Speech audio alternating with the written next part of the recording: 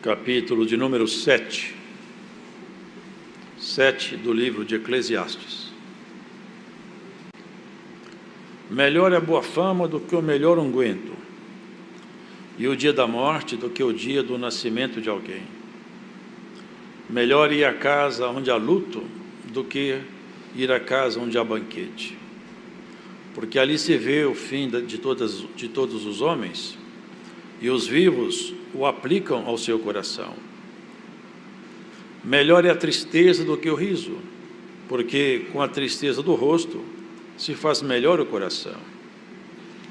O coração dos sábios está na casa do luto, mas o coração dos tolos na casa da alegria.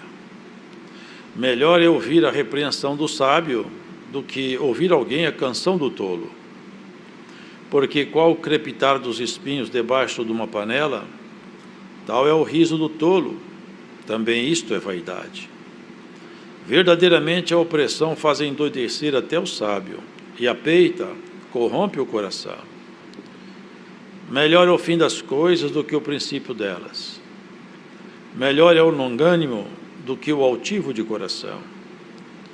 Não te apresses no teu espírito a irar-te, porque a ira abriga-se no seio dos tolos.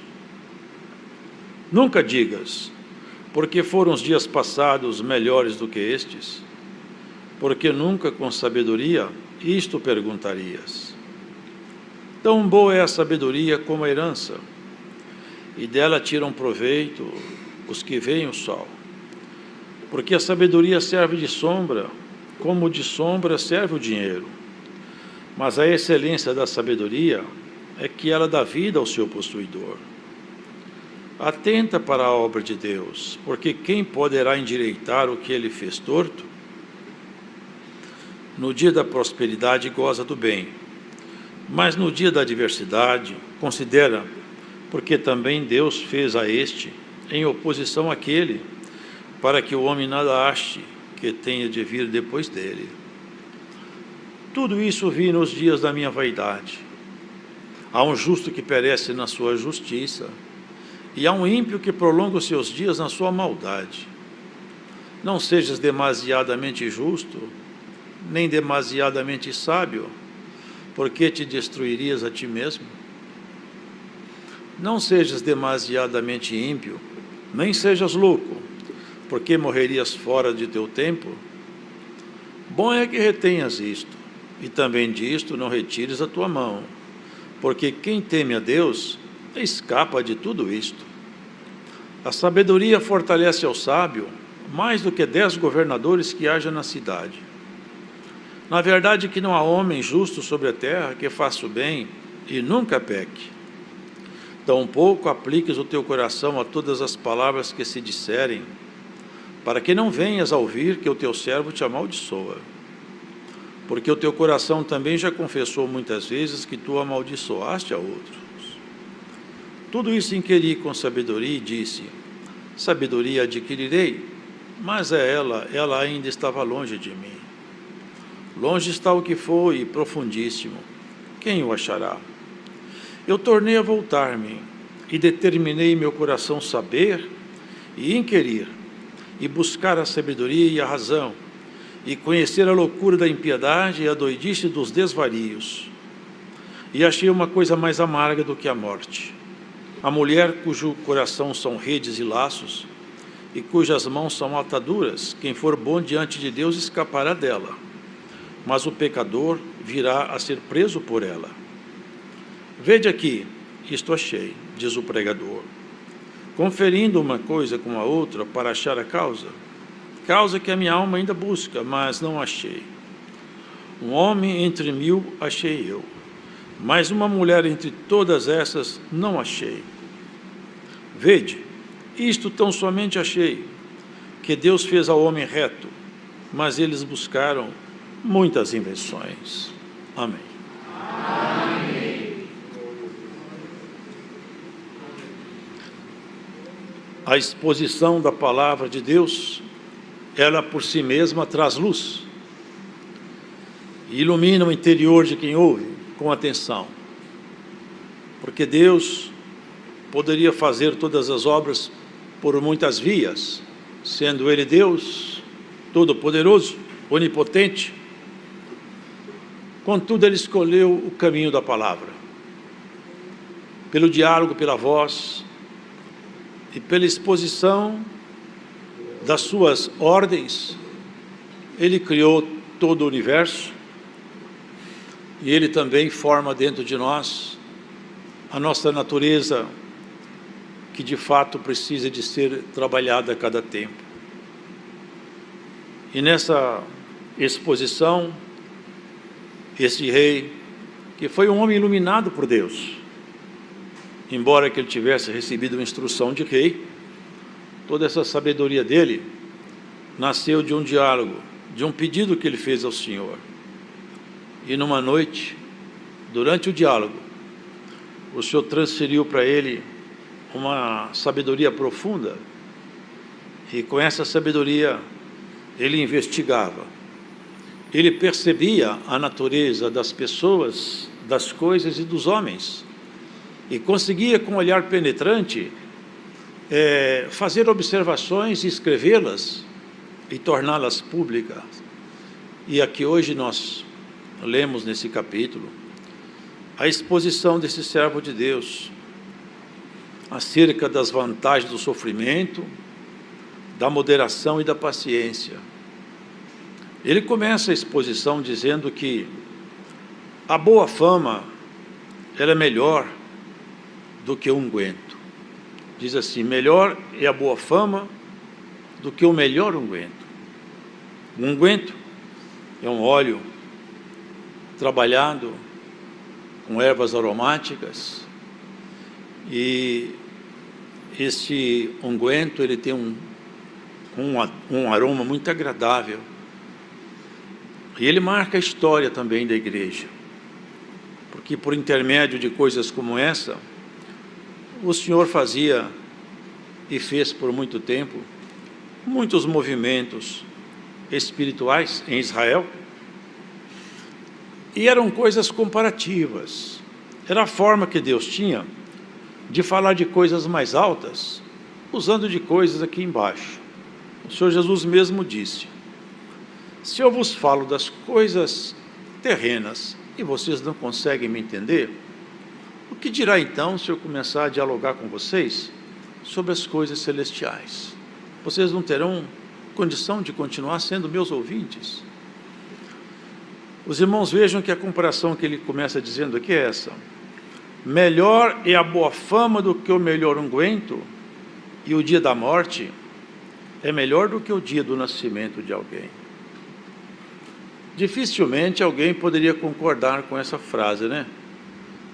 É melhor o dia que eu morro do que o dia que eu nasço.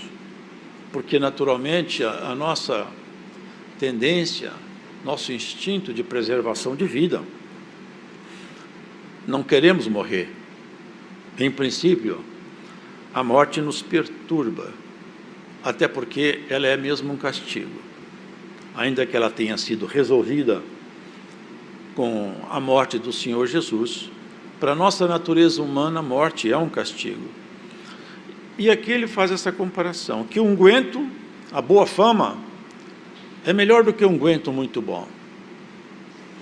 Se nós voltarmos um pouco na história de Israel, nós vamos perceber, irmãos, que havia algumas unções, ungüentos, óleos especiais, né, que eram colocados sob duas categorias de servos dele: reis e profetas.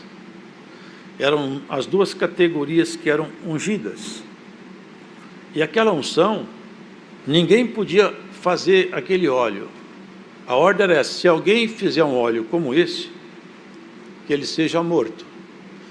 Esse óleo não pode ser imitado. Ele tem uma composição que ninguém pode copiar. E na composição deste óleo, existiam ervas aromáticas e ervas medicinais.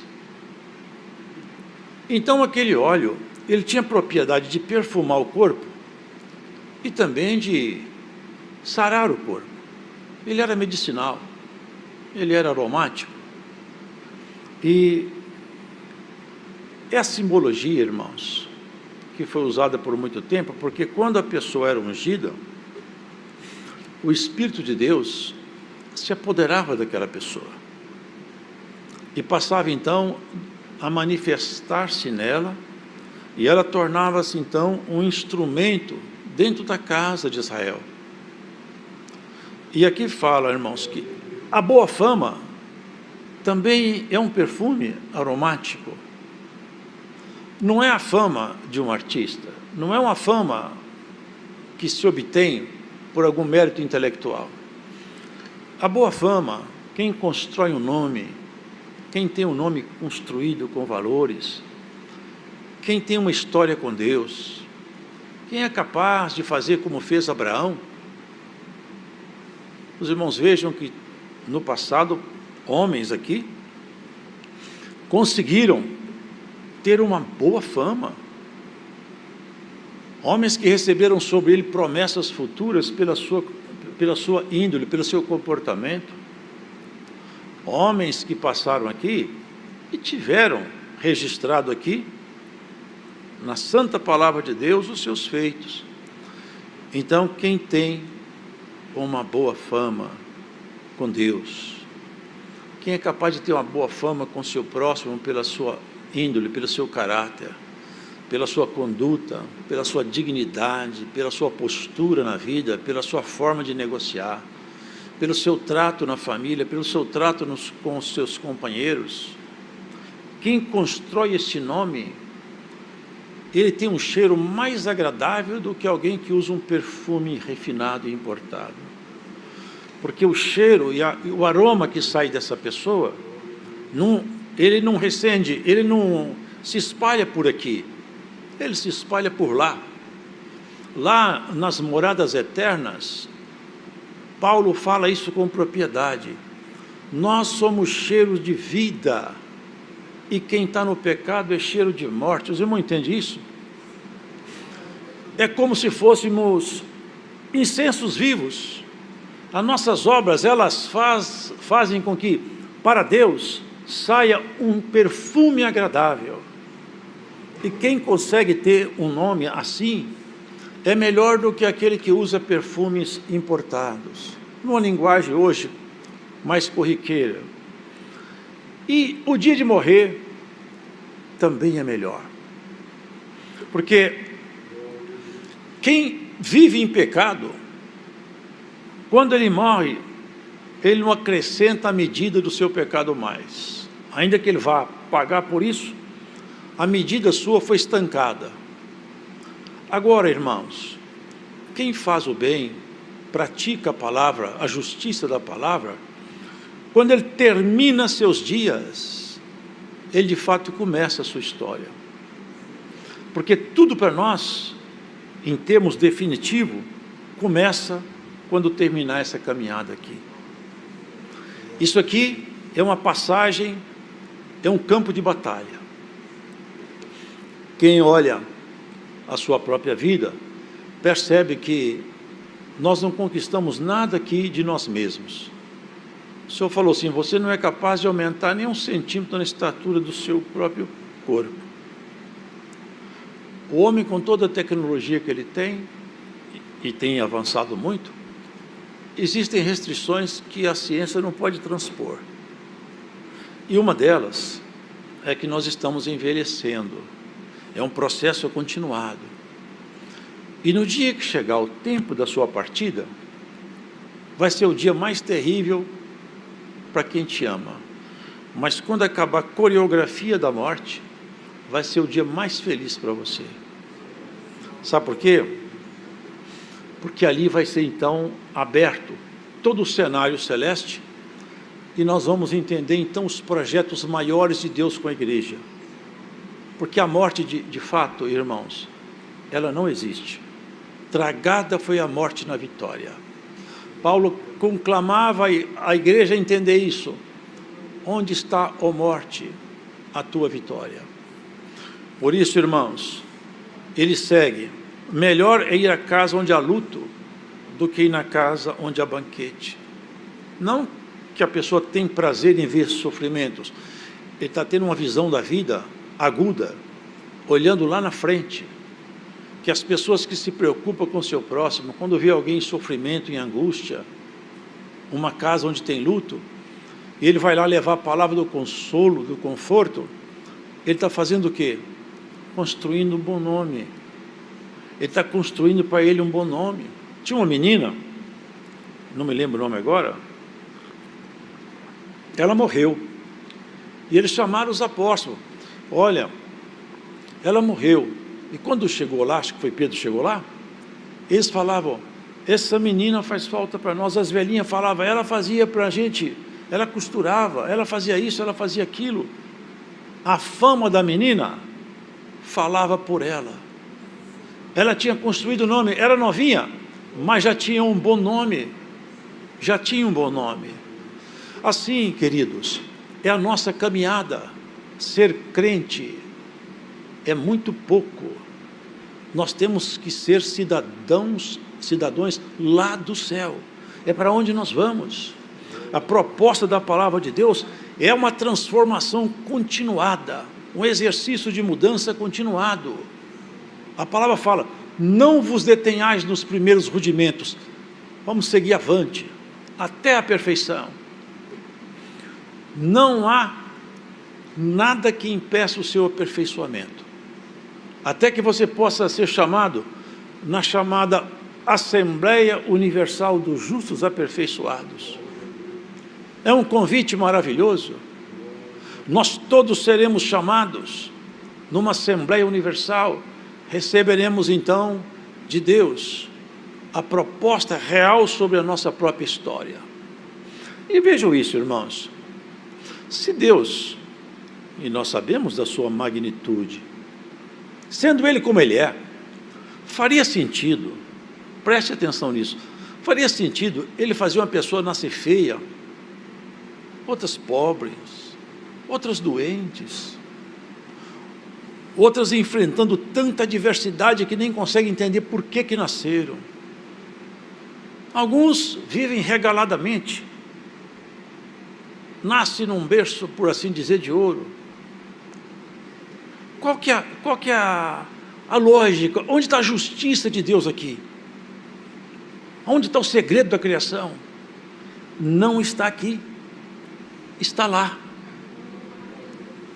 Isso aqui é um vale de muitas lágrimas, e é passando por aqui, no caminho estreito, é que nós vamos chegar onde Deus planejou para nós. Cada um de nós aqui recebeu de Deus um planejamento.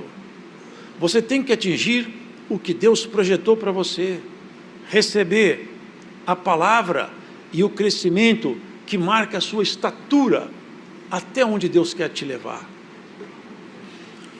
Até a tristeza para Deus tem alguma utilidade. De tudo Deus tira proveito. Então, quando uma pessoa vê a sua vida se embaraçar, e sofre, e passa processos, se lá na frente, quando tudo acabar, ele olhasse para trás e visse a evolução espiritual que aconteceu na sua caminhada, decorrente dos seus próprios lamentos, certamente nós falaríamos, Senhor, eu quero voltar lá, que eu quero melhorar mais um pouco. Não sei se vocês sabem, grafite suja as mãos, ele é útil, mas ele não tem muito valor. Mas o mesmo grafite, quando ele entra debaixo de uma pressão muito forte, alta pressão, o arranjo molecular do grafite muda. Sabe o que acontece com o grafite? Ele vira diamante. É o mesmo material, com uma pequena mudança, debaixo de grande pressão, ele muda a sua estrutura. Vocês percebem por que o servo de Deus falava isso? Sofrer, passar processos, dificuldades, é como se fosse a pressão em cima de um grafite. Quem pega um diamante já não suja a mão mais. Ele pode ser trabalhado para pedras, para engastes de joias, e é exatamente, o Senhor vai colocar cada um de nós como engaste de uma coroa. Nós estamos sendo trabalhados por Deus. Se aqui fosse o plano dele, ninguém sofreria, e também não teria ninguém feio nem aleijado, nem desempregado, nenhum tipo de problema acometeria nós, porque não acomete os anjos. Vocês nunca vão encontrar na Escritura que tem anjo chorando, feio, pobre, machucado. Anjo vive na plenitude da glória de Deus. A glória de Deus estampa neles a excelência. Eles vivem da glória de Deus. Nós vivemos aqui, irmãos, nosso alimento, ele tem que ser digerido. A nossa vida está pulsando no nosso sangue. Tudo aqui é com dificuldade. Os anjos, eles habitam, e tudo que é de Deus transita neles sem nenhum obstáculo. Para nós tem obstáculo. A nossa razão é obstáculo. A nossa posição, a nossa forma de pensar, até a nossa cultura é obstáculo. Tudo em nós segura. Mas se nós desarmássemos, abrisse completamente o nosso coração, como aqueles homens simples do passado abriram, se nós ficássemos desarmados, então o que é de Deus passaria por nós com mais facilidade. E assim, nós não precisaríamos tanto de entender isso, que o choro vai me tornar mais sábio do que o riso, que o luto vai me ensinar mais do que a alegria, por causa da sua e da minha natureza humana. Nós temos a natureza espiritual, mas a natureza humana, ela puxa para um caminho caído, ela é atraída pela força que habita aqui embaixo, porque esse mundo foi entregue ao maligno. Ele falou, tudo isso aqui é meu, porque a mim me foi dado, e eu dou a quem eu quero, ofereceu ao Senhor. Toda a estrutura desse mundo está na mão dele. E há pessoas que largam a vida espiritual para correr atrás da estrutura do mundo. O Senhor fala assim, quem encontrou o mundo, perca-o. Vocês entendem isso? É a linguagem do Senhor. Não que a pessoa tem que vender, ficar pobre, não é isso não. É não pôr seu coração, não fazer da sua caminhada o único objetivo de conquistar as coisas aqui embaixo do sol. Conquista um bom nome. Se preocupa em ter amizade com Deus. Quando você for falar, põe um guarda na tua boca. Quando você for uma conversa, põe um filtro. Se a conversa é pesada, vira as costas, você vai embora. Eu não posso me contaminar, porque o Senhor está de olho em mim. Eu sinto o Espírito de Deus em mim, e eu percebo quando ele fica em silêncio, ele se entristece. Nós temos que zelar desse convívio, porque nós somos uma igreja chamada para viver a glória. Nós temos que vivenciar a glória. O tempo de um grande derramamento sobre um pequeno povo está chegando. O cerco em volta de nós aumenta. A lei sendo projetadas para amordaçar a igreja. O pecado campeia até hoje no meio das crianças, porque nós temos um trabalho para desconstruir famílias. Mas o projeto de Deus conosco, irmãos, é de fazer com que cada um de nós receba dentro do Espírito a porção que foi destinada. Olha, nós podemos receber a porção do Espírito Santo em uma medida que ela pode ser aumentada. O tanto do Espírito Santo que está em mim é o tanto que eu participo em Deus. Se ele aumentar a porção dele em mim, eu aumento a minha compreensão daquilo que é dele. Ninguém conhece as coisas de Deus, senão o Espírito de Deus que nele está. E ninguém conhece as coisas do homem, senão o Espírito do homem que nele está. Para que eu tenha conhecimento do que é de Deus, é necessário que o Espírito dele esteja junto de mim. E se ele aumentar a porção do Espírito dele em mim, eu vou aumentar a minha compreensão do que é dele. E tudo isso, queridos, pode ser feito pela busca individual, ou pelas lágrimas individuais, ou pelos processos que a vida propõe. Cada um de nós escolhe o caminho que quer ser aperfeiçoado. Bem-aventurado aquele que se dedica no bom trato, na construção de um bom nome, no trato dentro de casa, do esposo com a esposa, do pai com o filho, do filho com o pai. Quantas pessoas tratam de qualquer maneira um convívio no dia a dia, não se preocupam?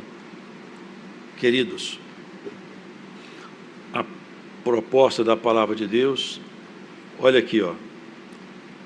Não te apresses no teu espírito a irar-te, porque a ira abriga-se no seio dos tolos.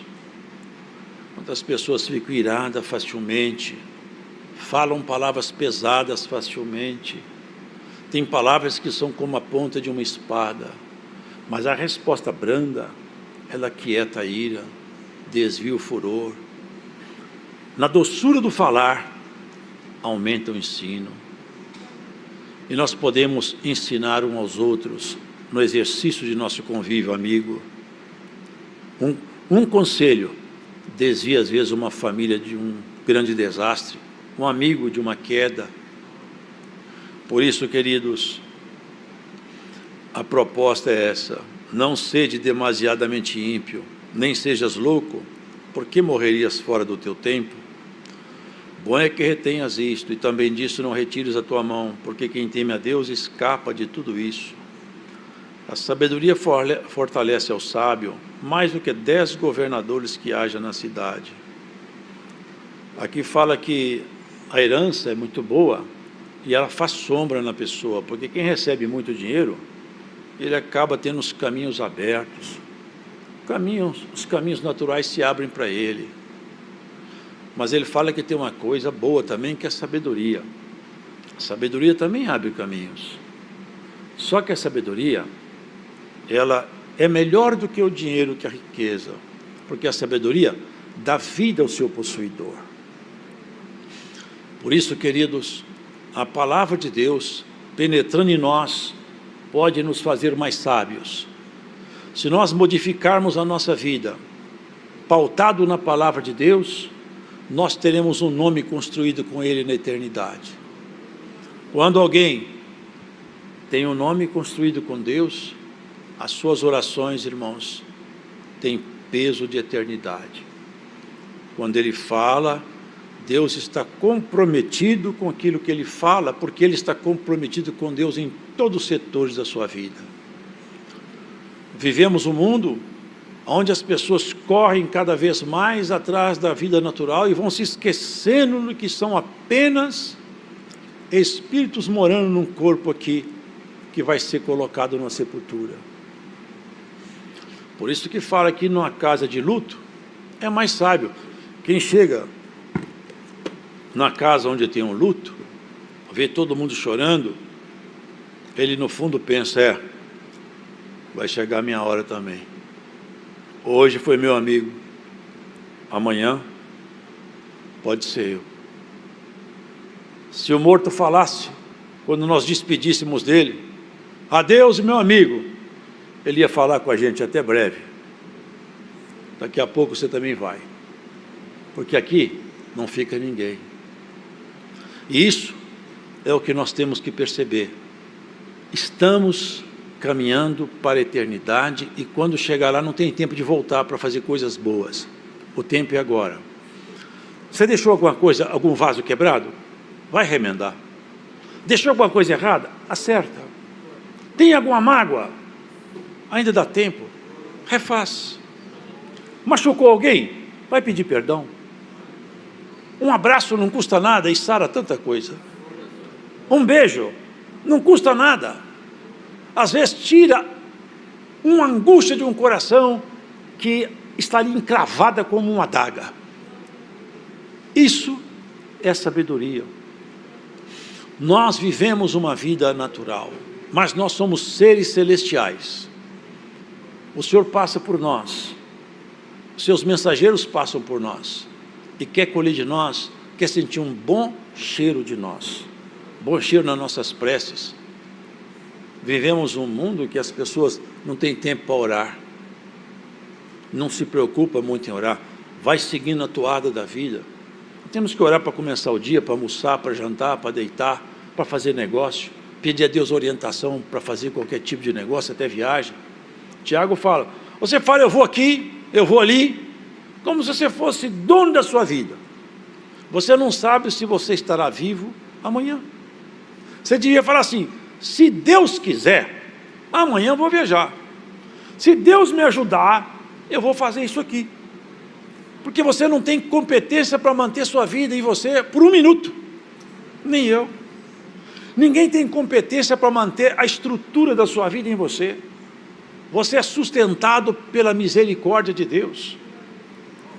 Ele sustenta você. Tudo que está em você, não foi você que construiu. Você tem uma estrutura aí, essa nossa circulação, pulmão funcionando, coração batendo, rins filtrando. O que nós fazemos para isso aqui? Nada. Nós estamos dentro desse corpo e não participamos de nada. Nós somos, sabe o quê? Inquilino de uma casa que daqui a um tempo vai ser pedido a nossa saída. Como está escrito em Lucas, o mordomo tem que largar a casa. Daqui a um tempo tem uma ordem de despejo. O mordomo pode sair, deixa a casa. A casa não é sua. Paulo falava: quem vai me livrar do corpo dessa morte? Essa casa tem que ser deixada um dia. Mas uma outra casa já foi construída. Em Coríntios está escrito: irmãos, semeia-se um corpo animal, ressuscita um corpo espiritual. Semeia-se um corpo em ignomínia, ressuscita um corpo em glória. Semeia-se um corpo animal, ressuscita espiritual. Aqui que está o segredo da ressurreição. Quando terminar tudo, aí vai a glória de Deus ser tudo em todos. Nós todos seremos como um. Agora, nessa jornada nossa, nós não vemos essa diferença. Esse homem de Deus teve sabedoria, foi sábio, mas perdeu o temor ao Senhor. Ao longo da sua jornada, ele se perdeu. Ele conseguiu alcançar muitos favores do Senhor, mas se perdeu lá no final. Acabou praticando idolatria, levantando ídolos, por causa das mulheres que ele conviveu com elas. A sabedoria dele serve para nós, mas não serviu para ele muito. E que a palavra de Deus sirva para nós, e que não sirva apenas para que os outros, olhando você como crente, possa falar assim: puxa, essa mulher, este homem, ele é crente, tem uma vida equilibrada. Mas nós temos que ter essa vida equilibrada até o final. Não desista da sua caminhada. Não mude seus passos nem seus marcos, porque você não sabe quando o Senhor vai te pedir a casa. Eu tenho certeza de uma coisa para encerrar a palavra. Se Deus hoje abrisse aqui o livro, cada um de nós recebesse vou abrir aqui, li o nome de cada um. Você tem mais 2 anos, você está com 10 anos, você está com 3 meses, nós sairíamos aqui completamente perturbados, a gente não ia conseguir dormir mais. Se fosse dado 3 anos, demora a passar, mas quando marcou o tempo, já não conseguimos mais viver direito. Quem está empregado larga o emprego, se perturba, sabe por quê? Porque mexe na estrutura do seu conforto e da sua base. Mas o Senhor fala: você nunca mais vai morrer. E é por isso que você tem que ter um bom nome, construir um bom nome. Que alegria que Deus tem quando passa numa casa o seu mensageiro e encontra lá a virtude, quando vê o jeito de lidar, de tratar. Até nossos olhos denunciam quem mora dentro de nós, até como nós olhamos denuncia quem anda dentro de nós. O Senhor te pegou pela tua mão, Ele que te escolheu. Você não subiu ao céu para fazer paz com Ele, foi Ele que desceu aqui na terra para reconciliar com você. Você não escolheu ter fé, foi Ele que outorgou a você a fé, você aceitou o chamado dEle. Fé é uma escolha, mas é uma autoridade que Ele deu para nós na cruz, em Jesus Cristo nosso Senhor. Daqui para frente, lembra de uma coisa: Deus aguarda você nos seus negócios, no seu jeito de tratar sua família, no seu jeito de tratar seus amigos e no jeito de você tratar suas dificuldades. Conhece-se um homem muito mais quando ele está irado do que quando ele está calmo. Conhece-se uma pessoa muito mais quando ela está doente do que quando ela está em plena saúde. Até o inimigo que conhece e sonda todos os homens, de dia e de noite, diuturnamente. Ele rodeia a terra o tempo todo, sondando, buscando falha na estrutura para atacar. E conhece o ser humano, conhece as mazelas humanas. Analisando Jó, viu nele a bênção de Deus repousada. Um dia Cristo desafiou ele, num diálogo que começou lá em cima, não aqui embaixo. Cristo falou com ele: você estava andando aonde? Eu estava andando pela terra. E você viu lá meu servo Jó? Homem temente, fiel. Provocou nele a ira. Por quê? Porque ele não tinha conseguido colocar nele a mão. Você não percebe que você é um vencedor, uma vencedora? Quantas vezes ele já passou por você e deu minha volta e não conseguiu te pegar? Ele não conseguiu pegar Jó e ficou irado. Ele teme a Deus, mas também ele recebe só favor. E eu falo para você, ele só gosta de Deus porque ele tem bens materiais. Se tirar os bens dele, ele para de gostar de Deus. Pode tocar nos bens dele. E ele foi perdendo tudo. Vê como é que constrói o nome. O Senhor já conhecia quem ele era, mas o inimigo não. E Jó também não se conhecia. Só o Senhor que conhecia. Esse desafio veio do Senhor. Quando ele perdeu tudo, ele falou as palavras que o inimigo esperava ouvir dele. Certamente devia estar lá a mão direita dele. Dessa vez, eu conheço o homem, essa matéria eu conheço. Calmamente, Jó falou: tudo que eu tinha, foi Deus que me deu. Agora ele tomou tudo de volta, mas ele pode fazer isso. Ele tem autoridade. Foi ele que me deu. Eu nasci nu eu volto para o ventre da terra. Bendito seja Deus. Vocês veem como é que o nome vai sendo, a construção de um nome depois fica revelado. Não contente, foi desafiado outra vez, onde falei que ele gosta de mim. O cheiro dele estava começando a perfumar o céu, e está perfumando hoje esse culto. Pele por pele, o homem dá tudo que ele tem pela sua saúde. Então toca na saúde dele.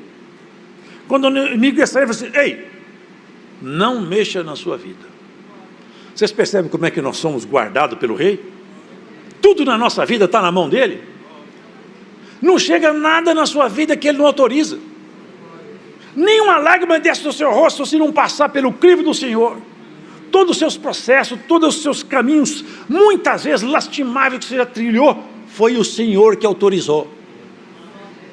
Tudo que você passou, foi o Senhor que autorizou. Sabe por quê? Porque Ele sabe a sua medida. Está escrito que nós não seremos tentados acima daquele que nós podemos suportar. Tudo que você passou até hoje, passou pela mão do Senhor, pela medida, pela régua. Pode passar, pode provar, pode tentar, porque ela gosta de mim. Ele gosta de mim. É o que ele falou com o inimigo. Jó vai continuar gostando de mim assim mesmo? Jó outra vez falou: bendito seja Deus. Eu amaldiçoo o dia que eu nasci. Eu amaldiçoo até o homem que falou que o menino nasceu. Mas Deus continua sendo bendito na minha boca. Tudo o que ele passou deixou uma memória de um nome que ele envergonhou toda a estrutura do inferno. Nem o próprio inimigo sabia até onde Jó era capaz de ir, por causa da sua sinceridade. E assim você, que hoje escuta essa pregação, na sua própria história, você foi muito além do que o inimigo acreditava que você iria. Porque muitas vezes ele tinha certeza que você ia parar e você continuou. E agora, nessa altura da sua caminhada e na altura da sua prova, o Senhor vai dar um paradeiro à luta de alguém. O Senhor vai te dar um tempo de descanso para você recompor suas forças. Porque o bom nome você não perdeu e nem vai perder. É o cheiro agradável que nós temos diante das narinas eternas do Senhor. Hoje, por esse culto, o Senhor põe um basta em algum tipo de provação que você está passando. Deus vai te colocar um tempo de refrigério. até você recompor suas forças.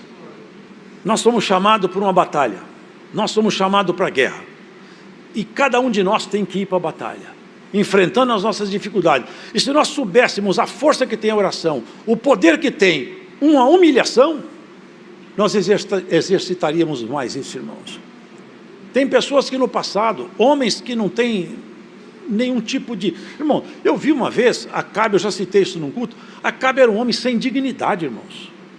Sem dignidade. Ele foi sentenciado, mas quando a sentença caiu sobre ele, ele se humilhou, abaixou a cabeça e se arrependeu. O Senhor voltou atrás e falou assim, esse homem não tem dignidade, mas como que pode isso? O Senhor falou, não vou fazer com ele o que eu falei, porque ele voltou atrás, se humilhou. Você percebe que um ímpio voltou atrás e mexeu com Deus? Quanto mais os seus santos que rogam para ele de dia e de noite. Vá para a tua casa em paz, o Deus de paz vai te acompanhar. Nenhum mal chega até você sem passar pelos limites estabelecidos por Deus. Nós somos, todos nós, pesados na balança do Senhor. Ele pesa até nossos pensamentos. Tudo que vem até você tem um limite proposto por Deus. E se for extrapolar o limite da sua capacidade de suportar, Deus não deixa chegar até você. Essa é a sua segurança. Se você chora, se você passa processo de dificuldade, isso faz você ser melhor, até que você atinja a estatura proposta por Cristo. Deus seja